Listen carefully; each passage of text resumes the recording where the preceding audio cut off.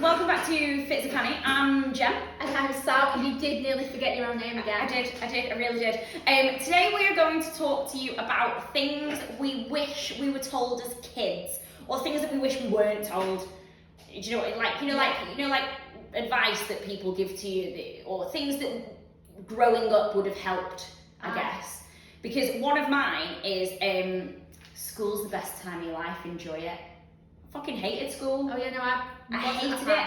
Hated it. I loved learning, so I loved academia. Yeah. But I hated school. I even hated college. Do you know, college, so I had quite a big group of friends when I was at high school. I didn't particularly like high school very much.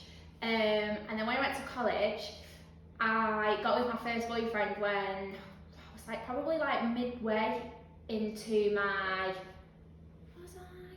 midway into my first year of college. Yeah, it must have been like near towards like the end of my first year of college. And I used to absolutely hate, and I would avoid it like the plague, going into the canteen. Really? I hated it. Like, I hated going up there, either on my own. I mean, I would never go up there on my own. Ever. Really? Ever. There's not actually many people that I like from college either. Yeah, so... But when my first boyfriend, he was driving before I was. In fact, were we both driving? No, was he driving before I was? He was driving before I was.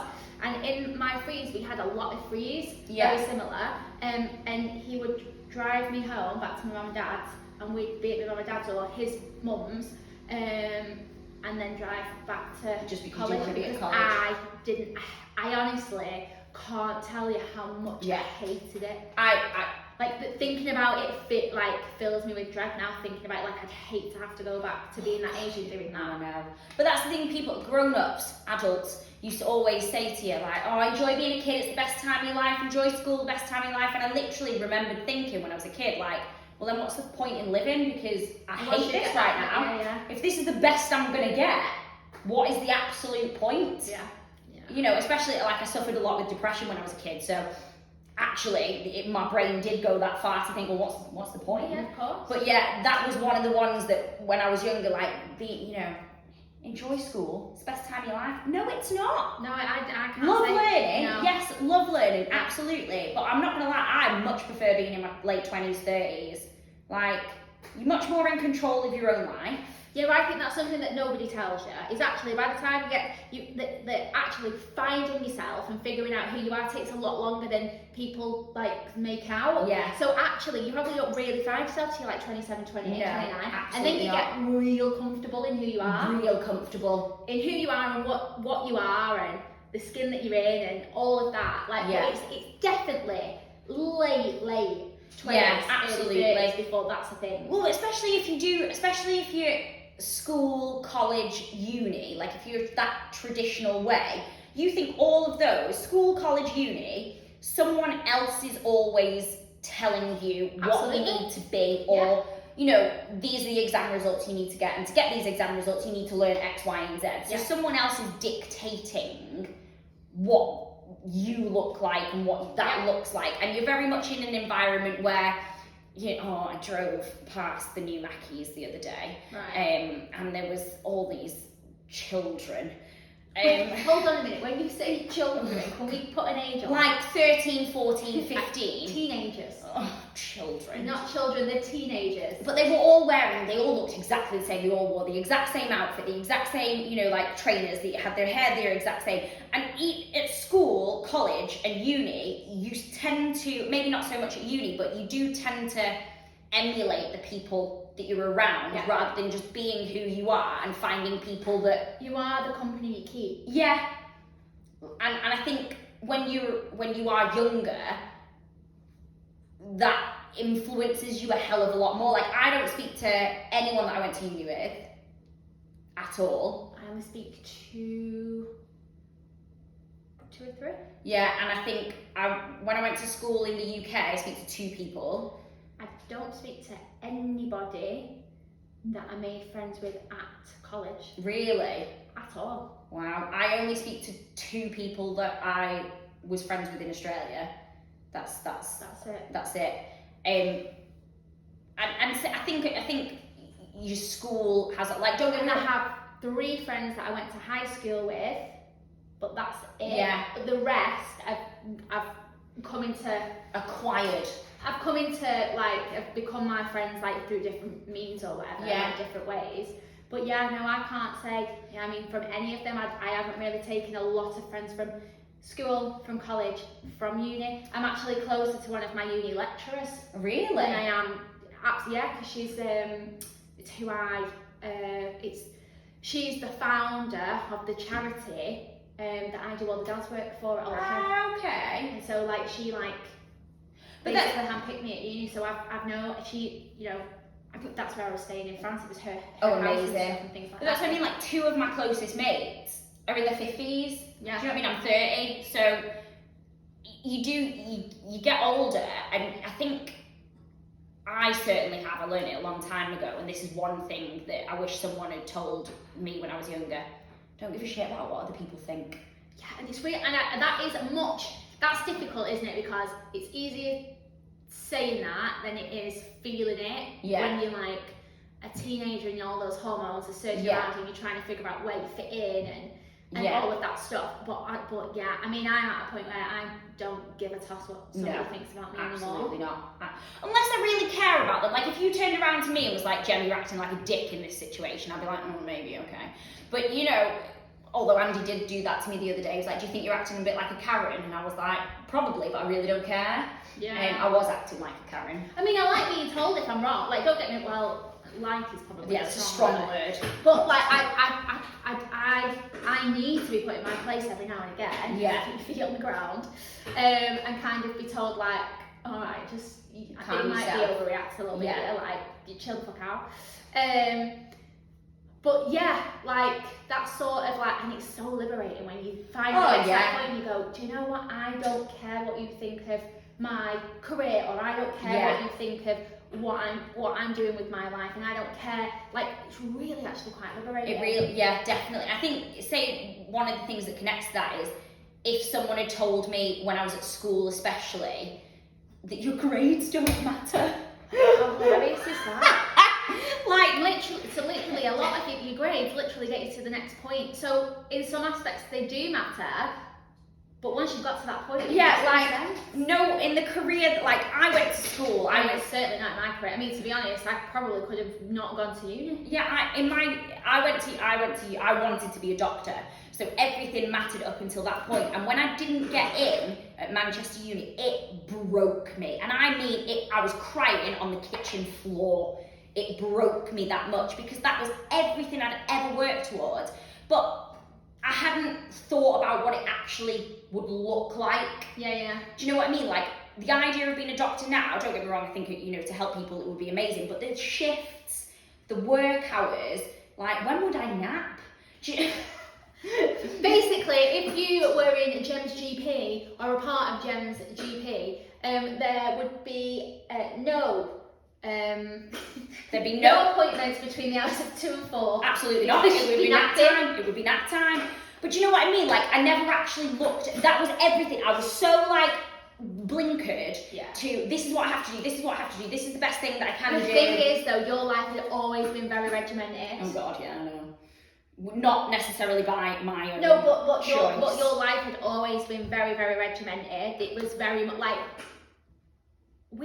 there was rules in my house, but like it was no way near regimented. Like, so you didn't have no TV nights and Gemma must cook dinner on this night, and if you don't, like, even if you've been invited anywhere, you're not allowed to do it, and having the internet turned off on you when you had friends around. Nothing like that. Yeah. This is what I mean. Like, you had a very regimented lifestyle. Absolutely. And don't get me. So I graduated top 3%, which is always but no one gives a shit. I'm 30. I Really? know that. I graduated top 3%.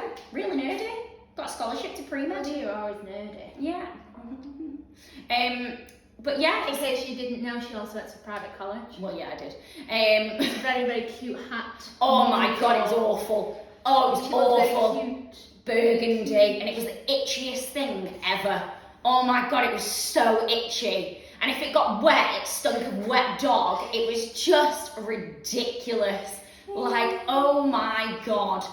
But yeah, like, your grades don't matter. Like, to a certain extent, to get to the next point, yes, they do. And yeah, okay, if you are going to go to uni and be a doctor and a lawyer and blah, blah, blah, blah, blah. But if I look at, 15 years ago, what I was actually working towards has zero relation to what. Yes, I've learned a lot along the way. I think it obviously depends on what career you want to go into. So there are some careers where your degrees matter, right? There are other careers where actually the degree and your experience is much more important than the degree and the piece of paper. Yeah. I mean, I did a dance degree, and it was a very, very good degree. It was very well rounded. Could I still be doing most of the career that I do now without the degree? Probably. Yeah. I might not have made the connections. I wouldn't be doing the work that I do at Old Hen. Yeah. I wouldn't have met the people I needed to meet, and I wouldn't have made those industry connections.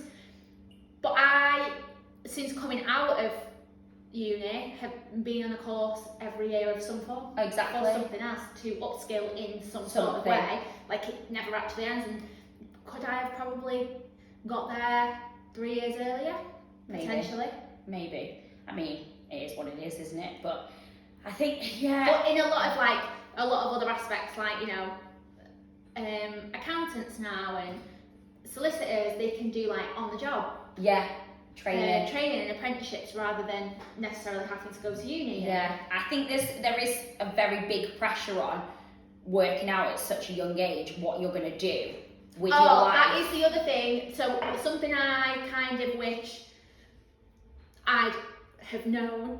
So I always still say now, like, I'm not actually sure what I want to be when I grow up. Yeah. I mean, Dan, I have this conversation with Dan, and I'm like, I don't know if this is some days I'm like, I don't know if I want to do this anymore. And he's like, okay, well, what do you want to do? I'm like, I don't know. And he's like, well, when you figure that out, then out of that, moving to the next thing. Do you know what I mean? Like, but I wish that I'd have known it wasn't important to know what you wanted to be at the age of 14. Yeah, absolutely. So when I was at school, you were 14 and you were picking your options. Yeah. And that obviously then tailored what you were learning for the last 2 years, which then tailored what you would learn at college, which then tailored what degree you wanted to go into if you were going to go into a degree. And I wish people had been like, pick what you enjoy doing. Yeah. I mean, you can always change. Just because you decided to do that at that point doesn't mean that in 6 years' time that's what you're going to be that's doing. what you're going to be doing. There are other ways in which you can go and do other things and work in different industries and career paths and stuff. So I do wish that somebody would have said to me, yeah, you don't have to decide. You don't have to decide now what it is that you want to do. Yeah, I agree with that one, absolutely. It is, it's just... And I think there was a huge pressure on kids now trying to figure out what it is that they want to be at the age of, like, I think it's younger now. I think they pick their options when they're in year 8 and they do 9, 10, 11. Oh my god. Yeah. That's just a bit Which is ridiculous, quite, isn't I think it? that's quite a lot, isn't it? Do you know what I mean? Yeah. And I just think that, how do you know at the age of 13 that what you want to be in 10 years' time? I wouldn't have that. You're going to be I wanted to be Britney Spears at that point. I wanted to be a joiner. Love that. Kid you not. Love that. Love that. My dad Love that. still has the hammer, my hammer that I used to have. Of course he does. Of course he does. I think he probably still got me tool belt. I mean, probably does. But there was a really, really long time where I decided, like I wanted to be a joiner. That was my career path. Then I decided I wanted to be a marine biologist, and then couldn't scuba dive and realised I didn't want to cut fish up for a living. Essentially. Love that. And then decided, you know, I'll be a dancer. Yeah. And then actually, okay, I did a dance degree, but I'm actually now a martial artist. Yeah. And I'm a karate instructor. Yeah. I'm actually probably more of a business entrepreneur than I am a dance teacher or a karate instructor or a pre and postnatal specialist. I specialise in those areas and I teach those lessons and skills, but I think what you would probably class me as is business entrepreneur or business owner, essentially. Well, yeah, because you own all of that and run it all. So it's mad, isn't it? Do you know what I mean? When, like, sometimes I'll sit there and be like, do you know what? I think I'd quite like to learn how to design kitchens. Yeah, you can do that at IKEA though. That's what I mean. Well, so I was always going to be a doctor. That was my thing from like being 9. I mean, aside from a Disney princess. Was that your thing? I honestly can't tell you. I have no idea. Or was that an idea that was placed upon you that then became your thing? I don't. Are you with me? Yeah, I honestly don't know, because obviously it was seen as the best of the best, and I honestly don't know, because same again, as we've talked about before, that is a time of my life that I cannot remember. Yeah, no, it's quite worrying that actually. I just cannot remember. So I can't actually tell you what, how it came about, where it came about from, at what point. I do not know. What I do know is what the Aussie version of college in my year 11, year 12, I was functions captain, because I like so at functions captain you organise the ball, the dinner dance, Valentine's Day, leaders jackets. I like organising things. You were an events manager. I was an events manager, and I actually got offered a job in events management. Yeah, straight. So they said, because of how well you've planned this, when you graduate, if you want a job with us, we will give you a job straight away. Amazing. And I was like, oh, that's cool, but I'm going to be a doctor. And then when that all crumbled, I was like, right, well, what else can I do? I want to help people. How can I do things in a way that's going to help me, that fits a bit better with my life? I was like, no, I'll be a PT, that'll work. But if I wasn't doing all of this, I would probably be an events coordinator. That's because interesting, isn't it? I love the aspect of like when I'm organising, so we're organising Fitness Christmas at the moment, and I'm like, oh my god, yes. Yeah, or like when I'm organising somebody else's baby shower or my baby shower, I just love organising stuff. So I probably would have been an events coordinator or like a wedding planner or something, because I love a good wedding. The only thing I wouldn't like about it is it's all weekends. Not really bothered about that. Not really asked about that, if I'm honest. Quite like to, gain my weekends back, let's be serious. Especially as you're growing up and like...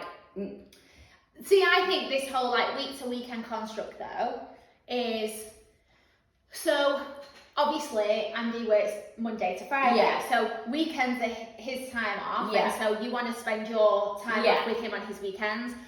But Saturday, Sunday doesn't necessarily mean it has to be your weekend. Oh no, not at all. Not because it's an interest. I do find this sort of like working weekend construct that we have is a bit mad, isn't it? Yeah. So I have Friday afternoons completely off. Yeah. See, I have a Monday morning. Yeah, and Friday afternoons is like my little Saturday, because then I work a Saturday, and then we usually spend Sunday together. See, like that, it drives me insane that. Like, if I was having half a day Friday off, I'd want half a day Friday, Saturday, Sunday. Because I feel like it was all really broken up. Yeah, it is, but...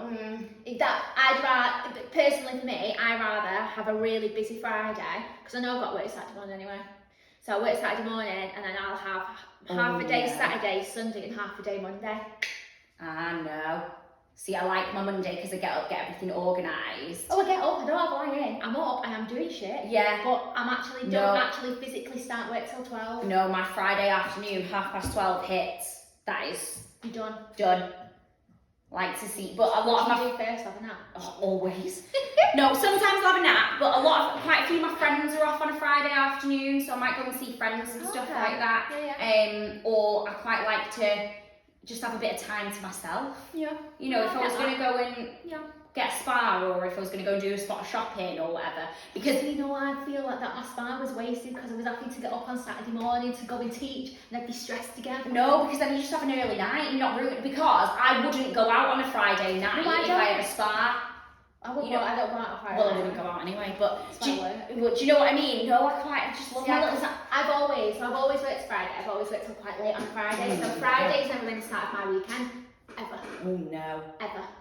No. I've always worked till I used to work till 9 o'clock on a Friday night in Wigan, in Hindley. No, it was really lovely. I used to do a social, a youth thing in Hindley and Wigan. Never worked Fridays. Them kids were something else, I tell you. No, the latest I ever worked on a Friday has always been like 2 o'clock. I like my little Friday. I think as well, because a lot of people are still in work, if I do need to go and get anything done, I can do it without, people getting in my way, or if I need to do something around the house so that I don't have to do it at the weekend, it's done. So I quite like my little Friday afternoon. Or I've just been watching The Tudors lately, not gonna lie. Love The Tudors. If you like The Tudors, if you watch Rain. No. It's about Mary Queen of Scots. Oh, right, okay. Really, really good. Really enjoying Tudors, I'm not going to lie. Really enjoying it. There's a whole lot of nudity in it, though. Oh, yeah, but it's like... There's a lot, like, within the first 3 minutes, I think we saw about 18 nipples. It's literally, like, if you watch Bridgerton, guys, you'll like Tudors. because it's like just ye olde version of Bridgerton. No, Tudors is really good. But Rain is good. Right, okay, I'll try that one. Rain is really good. We've digressed again. Yeah, anyway. So what else would you? Me, Yeah. the menstrual cycle.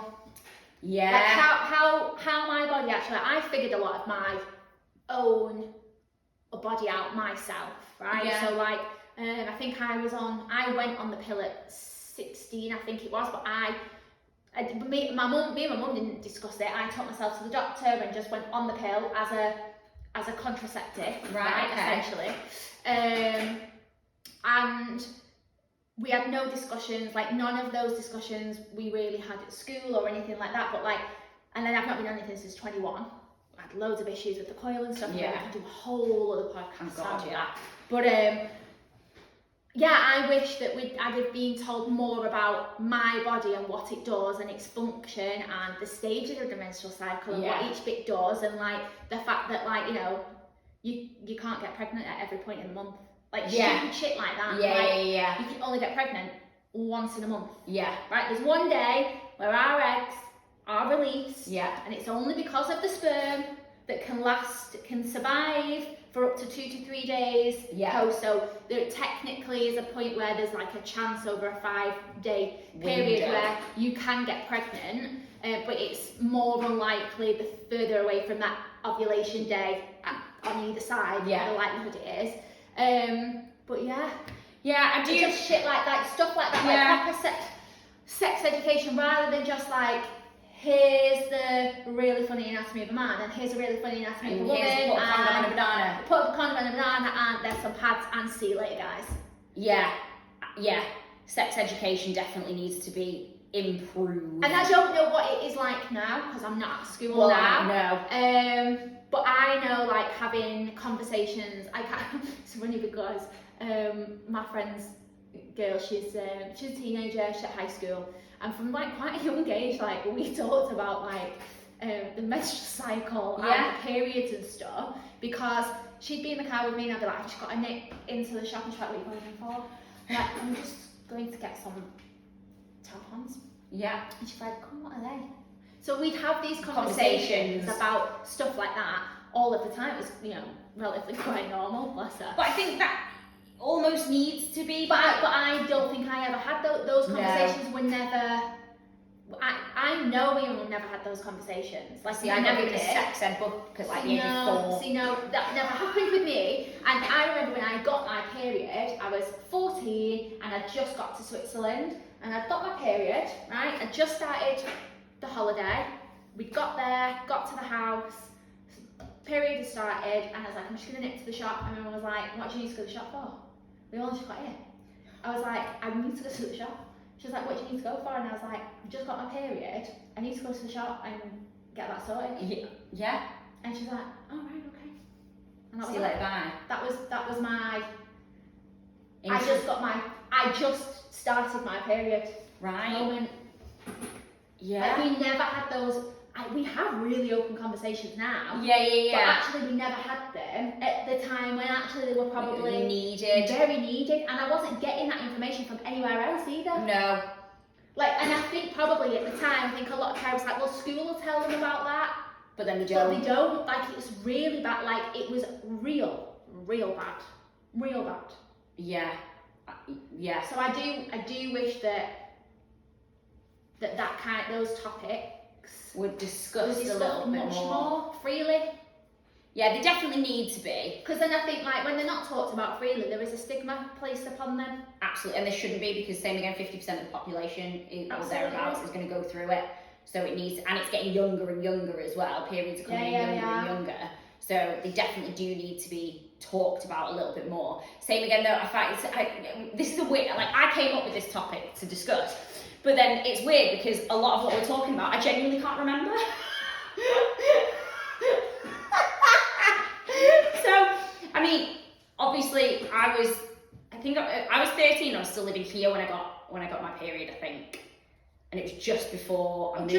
Just before I moved to Australia. Wow. Yeah. And then who knows? No idea. No. And then they stopped at some point. Yeah, obviously. And then They came back at some point, but I can't tell you what those points are. Oh wow. I don't think. Oh, interesting. Yeah. Yeah. No, So this topic of, you know, things we wish we were told when we were a kid, I can't remember whether I was told them or not, actually. Could have been. Who knows? Who knows? Yeah. How bizarre. You came up with this topic as well. I know, yeah. I think because the one thing that I wanted to, what was the first one I said? I can't even remember that now. Me either. It's been like 25 minutes. I know, yeah, but what did we say, guys? What was I this? don't know. Don't know, but whatever the first one was that we said, clearly it was very important. I think that was the one that was like, oh, you being a kid, it gets better. Because that is the resounding premise of why I can't remember most of my childhood. Yeah. So actually, getting that out there was a key component that would have helped me. Yeah, for sure. Definitely. And knowing that actually what you do at school probably doesn't really matter for the rest of your life. If you do, I mean, some instances it does, but it doesn't have to. Yeah. But yeah, one of the ones that I can't remember, but it's not as an adult. One of my old trainers said, and this is relationship advice now, guys. So one of my old trainers, he's a guy, and he said to me, he said, text your other half the jobs that you want them to do. And I was like, what? He was like, text it.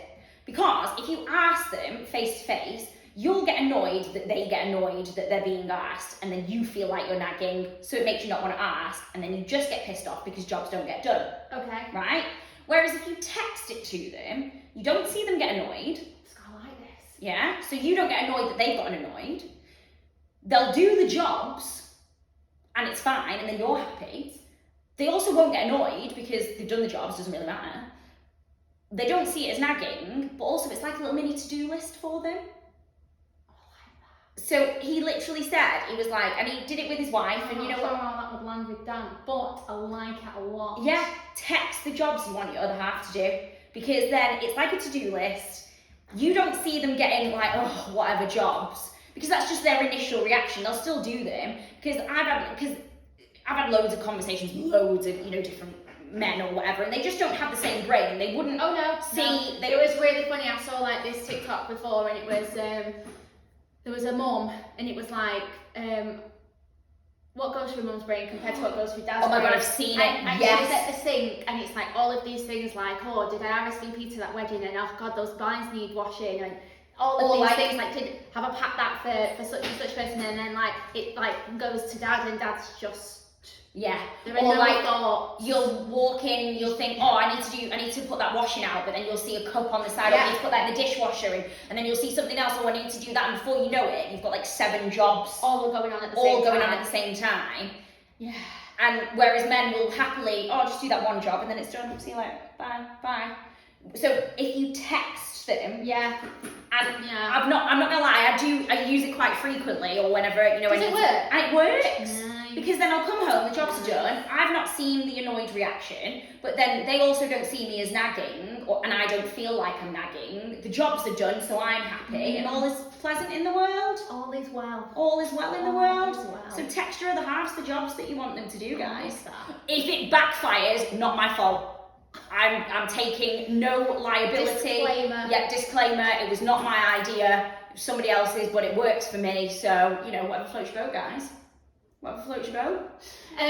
Drop in the comments any of the things that you wish you'd have been told as a kid or not being told as a kid. It'd be quite interesting to see what, I mean, because I think we could probably be here forever. Talking about things that we The only one one thing that I should probably, and I've had this discussion with a client lately actually, that I wish we didn't see as kids was, and we grew up in the 90s, so it was everywhere, was our parents or the media commenting on bodies. Oh yeah, the size 0 was a thing. Yeah, do you know what I mean? Like, and one of my clients, or one of the women that I used to work with, has said that her daughter is struggling with her tummy at the moment because all of her friends are really tall. And I was like, yeah, but no one looks the same. No. You know, she's not overweight by any stretch of the imagination. She's just, that's how she's built, you know, and actually when she grows, that might go away, it might not, that might be her shape. No shape is the same. No. you know, if you look in a room and all the women, no one has the same shape. Also, this whole like she's struggling with her tummy. Right. Well, first of all, you can't spot reduce. No, exactly. So actually, it's not that she's struggling with her tummy. That is, let's call it. It's not a symptom, but let's call it a symptom. Yeah. In that term, it's not a symptom, but. Actually, is it just that maybe like her tummy muscles aren't quite developed enough yet, and so it's like it's not mummy tummy, but it is that sort of like, okay, well maybe that's not strong enough. Yeah. But it's not necessarily that like, and you know, if they're much taller, then they're going to carry weight in different areas. Exactly. Yeah. And I had to sort of say to the mum, I said, also, what is your language like? Absolutely. Do you comment on your own body? Like, do you say, oh, mummy feels really, you know, like, oh, I feel really fat today in front of your child? Because if you do, they're going to pick up on that. 100%. So little things like that, I wish for us growing up especially in the 90s and noughties, and I think it is getting a lot better now. Like, you go on ASOS and you see, you know, women of all shapes and sizes showing off lingerie, and you know, some of them have got stretch marks, and I think that's really, really beautiful and empowering, because if we'd have seen that, actually Completely different. that's Absolutely. normal, rather than just needing to be a, you know, double zero. My mum was in a slimming club from like every week, right? And my dad used to call it fat club. Yeah, exactly. Like just even like terminology like that like sits. Yeah. Like I hate the word fat. I hate it. It's a nothingless word for me. Yeah. A fat is a tissue type. Well, exactly. So I mean, what do you mean by that? Yeah. What do you know what I mean? Like I hate that word anyway. It drives me insane. But yeah, like that kind of terminology and stuff, and it always makes me laugh. Like even now, like if I have lost like weight, not even weight, but like lost fat, for example, I'll also lose muscle mass in the process. Yeah. And so I'll feel really weak. Yeah. But then I'll be like, don't you look really slim? Yeah. And I hate that word, you know? Yeah. Slim. Slim and thin. Yeah. What? They're not. It's not size. What do you mean? Yeah, exactly. Yeah. It's not style. It's not size. No. It's nothing. But But for them, it is. it is because that was what was portrayed in the media. Yeah. So if you are a parent, you know, think about actually how you grew up and what influenced you and how you feel about your body. Do you want your kids to be hearing and seeing the same things? Because it is definitely something I'm going to be more conscious of as a parent. About what I say in front of my kids, you know, like body positivity and all that. But yeah, that is one thing I wish we didn't get told as much or have to be around. But like Sam said, guys, leave some comments. Let us know what you wish you were told, what you wish you weren't told growing up, and we could probably do like I said, we'll read them out in the next podcast. Yeah. See you soon. See.